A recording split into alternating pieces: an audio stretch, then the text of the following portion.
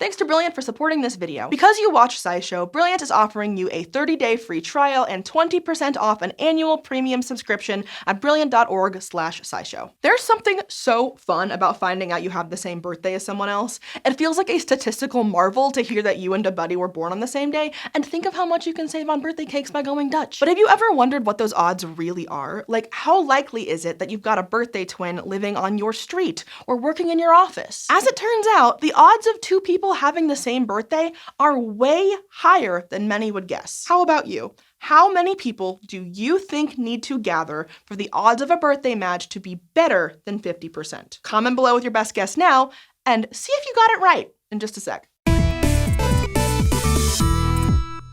Okay, comments in? Good. Here's the big reveal. The number of people that you need for it to be probable that at least two of them will share a birthday is just 23. I know, that sounds crazy. With 365 possible birthdays in a year, surely you'd need way more people before you find a match. And yes, for perfect 100% odds of a match, you would need 367 people. But just 23 people gives you more than a 50% chance of finding two people with the same birthday. If your mind is blown right now, you are not alone. This fact has been puzzling people for decades, so much so, it's earned names like the birthday problem and even the birthday paradox. So why does it take so few people to get a match?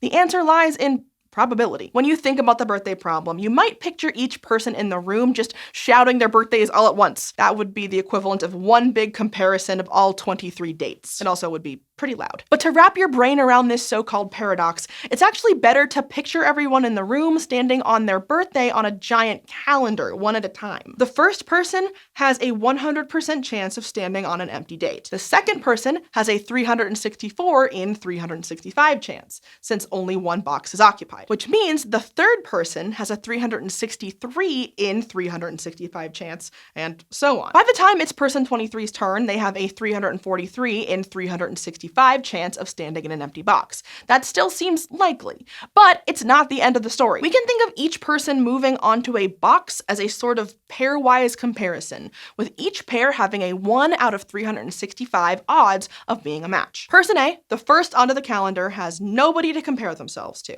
and person B compares themselves to only person A. Person C compares to both A and B. Person D compares to A, B, and C, and so on. So 23 people is really 253 pairs of people, each of which has a 1 out of 365 odds of being a match. And hey, listen, this is a lot of math to do, so we're just gonna put it on screen and you can pause it if you want to look. But please trust us, if you do all of that multiplying, you are left with about 50.7% odds of a match. And it gets even more brain hurty as you add more people into the room and those odds get higher. With 32 people, there's a 75% chance of a match. With 41 people, there's a 90% chance. And when you have just 70 people in a room together, there is a 99.9% chance that two of those people share a birthday. Now, some of you may have been shouting at the screen about a slight flaw in this logic. This problem assumes that any person has perfectly equal odds of their birthday being at any of the days on the calendar,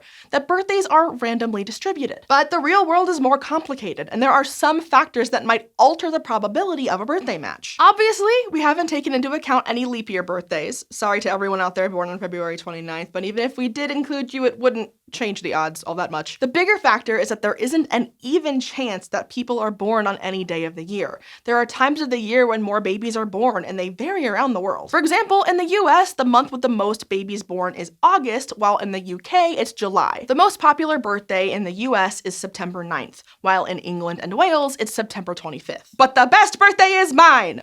Which is a secret. As interesting as all of these statistical calculations are, the birthday problem isn't just a fun fact that you can pull out at parties.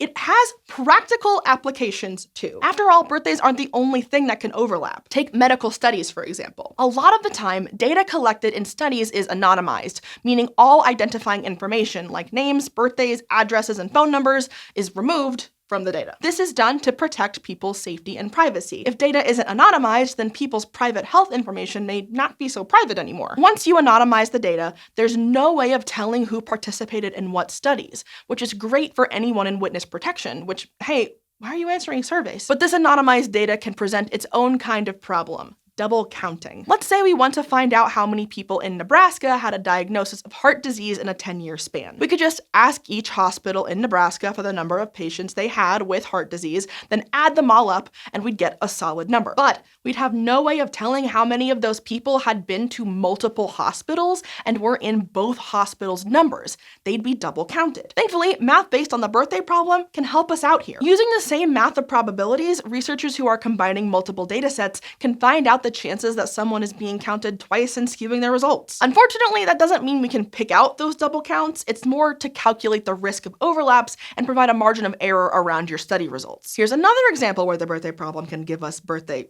solutions. In computer science, data is kept secure by something called a hash function, which assigns each data point a new value called a hash value. The problem is, every possible hash function can only produce a finite number of hash values. So sometimes two inputs will result in the same output value, which is called a collision. And basically, if two data points have the same hash value, it means that a hacker can get the right result with the wrong answer. It makes the whole data set vulnerable to attacks. Using the math behind the birthday problem, computer scientists can calculate the risk of collisions in their hash functions, which could help point at ways to minimize the chances of them happening. In some commonly used methods, a hacker would need 1,000 trillion attempts to cause a collision. So what started as a quirky thought experiment ends up having real-world applications.